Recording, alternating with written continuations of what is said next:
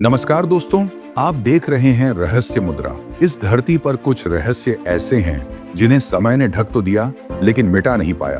कुछ ज्ञान ऐसा है जो हजारों साल पुराना है, फिर भी आज के विज्ञान के लिए एक सवाल बना हुआ है। मैं दिन रात मेहनत करके आपके लिए ऐसे ही अनसुने, अद्भुत और सच्चे रहस्यों पर वीडियो बनाता हूँ, ताकि आप तक वो ज्ञान पहुंचे जो किताबों में छुपा रह गया। लेकिन दोस्तों, दुख की बात यह है कि इतनी मेहनत के बाद भी बहुत से लोग चैनल को सब्सक्राइब नहीं करते। अगर आपको रहस्य जानना पसंद है, अगर आपको सच्चा इतिहास और प्राचीन ज्ञान समझना है, तो कृपया चैनल को सब्सक्राइब करें। आपका एक सब्सक्राइब मुझे और बेहतर वीडियो बनाने की ताकत देता है। तो चलिए दोस्तों, आज के इस सफर की शुरुआत करते हैं। क्या सच में प्राचीन भारत में मृत को वापस लाया जा सकता था? प्राचीन भारत के ग्रंथों में एक ऐसी रहस्यमयी तकनीक का उल्लेख मिलता है जिसे मृत संजीवनी विद्या कहा जाता है। कहा जाता है कि यह विद्या केवल शरीर को जीवित करने की कला नहीं थी, बल्कि आत्मा, प्राण और चेतना के संतुलन का गूढ़ विज्ञान थी। रामायण में संजीवनी बूटी का प्रसंग इसका सबसे प्रसिद्ध उदाहरण है, जहां लक्ष्मण को मृत्यु के कगार से वापस लाया गया। लेकिन बहुत कम लोग जानते हैं कि संजीवनी केवल एक बूटी नहीं, बल्कि एक पूर्ण प्रक्रिया थी। इस विद्या में शरीर की नाड़ियों, हृदय की सूक्ष्म गति और मस्तिष्क की चेतना को फिर से सक्रिय किया जाता था। माना जाता है कि कुछ आर्षि ऐसे मंत्र जानते थे जो मृतप्राय शरीर में रुके हुए प्राण को दोबारा प्रवाहित कर सकते थे। यह प्रक्रिया अत्यंत खतरनाक थी, क्योंकि यदि मंत्र या समय में थोड़ी भी भूल हो जाए तो साधक स्वयं मृत्यु के निकट पहुंच सकता था। इसी कारण यह विद्या आम लोगों से छिपा कर रखी गई। समय के साथ ये ज्ञान ग्रंथों में बंद हो गया और आज आधुनिक विज्ञान भी इसे पूरी तरह समझ नहीं पाया। मृत संजीवनी विद्या आज भी इतिहास का सबसे डरावना और रहस्यमयी अध्याय मानी जाती है। प्राचीन भारत में मानव शरीर को केवल मांस और हड्डियों का ढांचा नहीं माना गया, बल्कि ऊर्जा से संचालित एक जीवित तंत्र समझा गया। इसी समझ से जन्म हुआ नाड़ी विज्ञान का, एक ऐसी तकनीक जिसमें शरीर की नाड़ियों को पढ़कर व्यक्ति का अतीत, वर्तमान और भविष्य तक जानने का दावा किया जाता था। कहा जाता है कि आर्षि मानव शरीर में बहने वाली 72,000 नाड़ियों के सूक्ष्म संकेतों को समझने में सक्षम थे। नाड़ी विज्ञान के अनुसार हर विचार, कर्म और भावना नाड़ियों में कंपन उत्पन्न करती है। इन कंपनाओं को अनुभवी साधक केवल नाड़ी स्पर्श से पहचान लेते थे। दक्षिण भारत के कुछ प्राचीन ग्रंथों में उल्लेख है कि साधु जन्म से पहले ही व्यक्ति का पूरा जीवन नाड़ी पत्रों पर लिख देते थे। यही कारण है कि इसे सामान्य ज्योतिष नहीं, बल्कि चेतना का विज्ञान माना गया। यह विद्या अत्यंत गोपनीय थी, क्योंकि गलत हाथों में पड़ने पर इसका दुरुपयोग संभव था। समय के साथ अधिकांश नाड़ी ग्रंथ नष्ट हो गए या गुप्त आश्रमों में छिपा दिए गए। आज भी आधुनिक चिकित्सा नाड़ी विज्ञान की इस गहराई को पूरी तरह समझ नहीं पाई है। प्राचीन भारत की सबसे रहस्यमयी और डरावनी तकनीकों में से एक मानी जाती है छाया नियंत्रण विद्या। यह विद्या केवल अंधकार से जुड़ी नहीं थी, बल्कि मानव चेतना और उसकी छाया के बीच संबंध को समझने का गूढ़ ज्ञान थी। प्राचीन ग्रंथों में उल्लेख मिलता है कि हर व्यक्ति की छाया सिर्फ प्रकाश का परिणाम नहीं, बल्कि उसकी ऊर्जा, भय और इच्छाओं का प्रतिबिंब होती है। छाया नियंत्रण विद्या के साधक अपनी छाया को साधना के माध्यम से नियंत्रित करना सीखते थे। कहा जाता है कि वे अपनी छाया को स्वतंत्र रूप से चलने, फैलने या संकुचित करने में सक्षम थे। युद्ध काल में इस विद्या का प्रयोग शत्रु को भ्रमित करने, डर पैदा करने और बिना हथियार हमला करने के लिए किया जाता था। कुछ कथाओं में यह भी कहा गया है कि साधक अपनी छाया के माध्यम से दूर बैठे व्यक्ति की चेतना पर प्रभाव डाल सकते थे।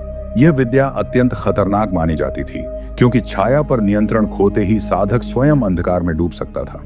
इसी कारण इसे केवल चुनिंदा साधकों को ही सिखाया जाता था। समय के साथ यह विद्या लुप्त हो गई, लेकिन इसके रहस्य आज भी लोगों को डराते हैं। प्राचीन भारत में समय को केवल घड़ी की सुइयों से नहीं मापा जाता था, बल्कि उसे एक जीवित शक्ति माना जाता था। काल द्वार सिद्धांत इसी गूढ़ सोच से जन्मी एक रहस्यमयी अवधारणा है। प्राचीन ग्रंथों और लोक कथाओं में ऐसे स्थानों का उल्लेख मिलता है जहां समय का प्रवाह सामान्य संसार से अलग चलता था। कहीं एक दिन में कई वर्ष बीत जाते थे, तो कहीं वर्षों में केवल कुछ क्षण। कहा जाता है कि हिमालय, घने वन और प्राचीन मंदिरों के आसपास ऐसे काल द्वार मौजूद थे। आर्षि मुनि ध्यान और साधना के माध्यम से इन द्वारों को पहचान सकते थे।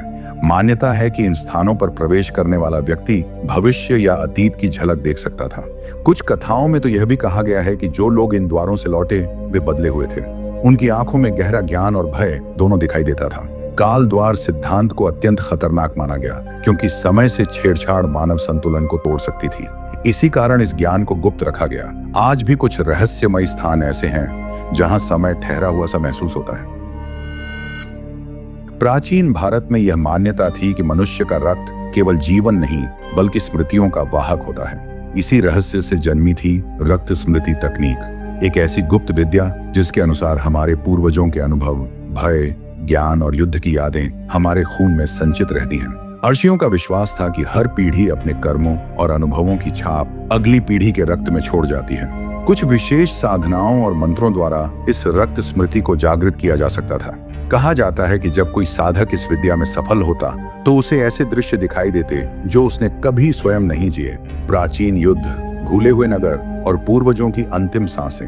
राजाओं के दरबार में इस तकनीक का उपयोग वंश की सच्चाई जानने और भविष्य की चेतावनियां समझने के लिए किया जाता था। लेकिन यह विद्या अत्यंत खतरनाक थी, क्योंकि कमजोर मन वाले लोग इन स्मृतियों का बोझ सह नहीं पाते थे और पागल हो जाते थे। आज आधुनिक विज्ञान इसे जीन मेमोरी कहता है, लेकिन प्राचीन ग्रंथ बताते हैं भारत इस रहस्य को हजारों साल पहले जान चुका है। प्राचीन भारत में एक ऐसी अद्भुत वास्तु विद्या का उल्लेख मिलता है जिसे पाताल वास्तु तकनीक कहा जाता था। यह तकनीक जमीन के नीचे पूरे नगर बसाने की कला थी। ऐसे नगर जो युद्ध, प्राकृतिक आपदाओं और बाहरी आक्रमणों से पूरी तरह सुरक्षित रहते थे। ग्रंथों के अनुसार ये नगर केवल गुफाएं नहीं थे, बल्कि पूर्ण विकसित शहर थे, जिनमें महल, जल स्रोत, वायु मार्ग और प्रकाश की विशेष व्यवस्था होती थी। कहा जाता है कि इन पाताल नगरों में सूर्य का प्रकाश सीधे नहीं पहुंचता था, फिर भी वहां दिन और रात का अनुभव कराया जाता था। वास्तुशास्त्र और खगोल विद्या के संयोजन से हवा के प्रवाह, तापमान और ऊर्जा संतुलन को नियंत्रित किया जाता था। शत्रु चाहकर भी इन नगरों तक नहीं पहुंच पाता था, क्योंकि इनके प्रवेश द्वार रहस्यमयी और छिपे हुए होते थे। कुछ मान्यताओं के अनुसार नागलोक और पाताल लोक के वर्णन इसी तकनीक से जुड़े हैं। आधुनिक समय में जब भूमिगत शहरों और बंकरों की बात होती है तो यह प्रश्न उठता है, क्या प्राचीन भारत यह ज्ञान पहले से जानता था? शायद इतिहास के नीचे दबे ये नगर आज भी किसी गहराई में हमारा इंतजार कर रहे हैं। प्राचीन भारत में युद्ध केवल तलवार, धनुष या शस्त्रों से नहीं लड़े जाते थे। ग्रंथों और गूढ़ परंपराओं में एक रहस्यमयी विद्या का उल्लेख मिलता है, जिसे गुप्त मानसिक युद्ध विद्या कहा जाता था। यह ऐसी कला थी जिसमें योद्धा बिना हथियार उठाए ही शत्रु के मन, भय और निर्णय शक्ति पर आक्रमण करता था। इस विद्या में प्रशिक्षित साधक ध्यान, मंत्र, दृष्टि और मानसिक एकाग्रता के माध्यम से सामने वाले के भीतर भ्रम, भय और कमजोरी उत्पन्न कर देता था।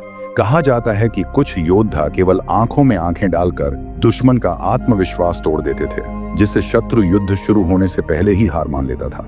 महाभारत और तांत्रिक ग्रंथों में संकेत मिलते हैं कि यह विद्या केवल शारीरिक बल नहीं बल्कि चेतना की शक्ति पर आधारित थी। इसका उपयोग विशेष परिस्थितियों में किया जाता था, जहां रक्तपात टालना आवश्यक होता था। आज आधुनिक युद्ध में मनोवैज्ञानिक युद्ध, साइकोलॉजिकल वॉरफेयर की चर्चा होती है, लेकिन सवाल यह है, क्या इसकी जड़ें हजारों साल पहले ही प्राचीन भारत में मौजूद थीं? शायद यह विद्या आज भी कहीं गुप्त रूप में जीवित है।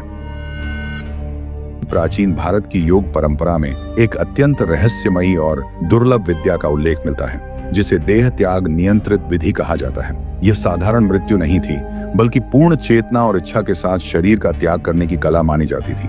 कहा जाता है कि इस विद्या में सिद्ध योगी अपने जीवन की अंतिम घड़ी स्वयं तय करते थे। योग ग्रंथों और पुराणों में ऐसे अनेक योगियों का वर्णन मिलता है जिन्होंने किसी रोग, युद्ध या दुर्घटना से नहीं बल्कि ध्यान की गहन अवस्था में प्रवेश करके देह छोड़ी। इस प्रक्रिया में योगी अपनी श्वास, हृदय गति और चेतना को धीरे धीरे नियंत्रित करता था और अंत में आत्मा को शरीर से अलग कर देता था। ऐसा माना जाता है कि इस विद्या का उद्देश्य मृत्यु पर विजय पाना नहीं बल्कि जन्म मृत्यु के बंधन से मुक्त होना था। आधुनिक विज्ञान इसे असंभव मानता है, लेकिन इतिहास में दर्ज घटनाएं आज भी प्रश्न खड़े करती हैं। क्या सच में मनुष्य अपनी मृत्यु स्वयं चुन सकता है, या यह ज्ञान अब भी हिमालय की किसी गुफा में छिपा हुआ है? प्राचीन भारत में स्वप्नों को केवल कल्पना या मन की चाल नहीं माना जाता था, बल्कि उन्हें चेतना का एक गुप्त मार्ग समझा जाता था। स्वप्न संदेश प्रणाली एक ऐसी रहस्यमयी विद्या थी जिसके माध्यम से साधक नींद की अवस्था में भी संदेश भेज और प्राप्त कर सकते थे। यह विद्या विशेष रूप से ऋषियों, तांत्रिकों और गुप्त साधकों द्वारा उपयोग की जाती थी, ग्रंथों के अनुसार जब मन पूर्ण रूप से शांत और शरीर निद्रा में होता है, तब चेतना एक अलग स्तर पर प्रवेश करती है। इस अवस्था में साधक विशेष मंत्र, ध्यान और प्रतीकों के माध्यम से दूसरे व्यक्ति के स्वप्न में प्रवेश कर सकता था। वहां शब्दों की नहीं, बल्कि संकेतों, चित्रों और अनुभूतियों की भाषा प्रयोग होती थी। कहा जाता है कि युद्ध, आपदा या गुप्त ज्ञान को सुरक्षित रखने के लिए इस प्रणाली का उपयोग किया जाता था, क्योंकि स्वप्नों को पकड़ना या रोकना असंभव था। आधुनिक मनोविज्ञान इसे अवचेतन मन से जोड़ता है, लेकिन यह नहीं समझा पाता कि अलग अलग स्थानों पर सो रहे लोग एक ही सपना कैसे साझा कर सकते थे। क्या स्वप्न वास्तव में संदेशवाहक हैं, या यह विद्या आज भी किसी गुप्त परंपरा में जीवित है? प्राचीन भारत की गुप्त विद्याओं में ऊर्जा कवच निर्माण एक ऐसी तकनीक मानी जाती थी जिसमें योद्धा या साधक अपने चारों ओर अदृश्य सुरक्षा घेरा बना लेता था। ये कवच धातु या चमड़े का नहीं, बल्कि मानव शरीर से निकलने वाली प्राण ऊर्जा से निर्मित होता था। ग्रंथों में इसे प्राण आवरण या तेज मंडल कहा गया है। मान्यता थी कि नियमित ध्यान, श्वास नियंत्रण और विशेष मंत्रों के अभ्यास से साधक अपनी आंतरिक ऊर्जा को सघन कर सकता था। जब यह ऊर्जा एक निश्चित सीमा तक पहुंच जाती, तब वह शरीर के चारों ओर एक परत का रूप ले लेती थी। इस अवस्था में बाहरी आघात, भय और नकारात्मक प्रभाव साधक को आसानी से प्रभावित नहीं कर पाते थे। कथाओं में उल्लेख है कि कुछ आशी और योद्धा युद्ध के मैदान में बिना कवच के उतरते थे, फिर भी उन पर हथियारों का असर कम होता था। इसे चमत्कार नहीं, बल्कि ऊर्जा कवच का परिणाम माना जाता था। आधुनिक विज्ञान इसे बायो एनर्जी या ऑरा की अवधारणा से जोड़ता है, लेकिन प्राचीन साधकों के अनुसार यह केवल आभा मंडल नहीं, बल्कि सक्रिय सुरक्षा प्रणाली थी। क्या यह विद्या आज भी कहीं गुप्त रूप से जीवित है? दोस्तों, आज का यह रहस्यमय सफर यहीं समाप्त होता है। अगर आपको यह वीडियो पसंद आया हो, अगर इसमें दी गई जानकारी आपको सोचने पर मजबूर करे, तो इसे अपने दोस्तों तक जरूर पहुंचाइए। और हाँ दोस्तों, अगर आपने अब तक रहस्य मुद्रा को सब्सक्राइब नहीं किया है, तो कृपया अभी कर लीजिए, क्योंकि आपकी एक छोटी सी मदद मुझे और भी गहरे रहस्यों तक पहुंचने की ताकत देती है। हम फिर मिलेंगे एक नए वीडियो में, एक नए रहस्य के साथ। तब तक याद रखिए, कुछ सच ऐसे होते हैं जो दिखाई नहीं देते, लेकिन महसूस जरूर होते हैं। धन्यवाद।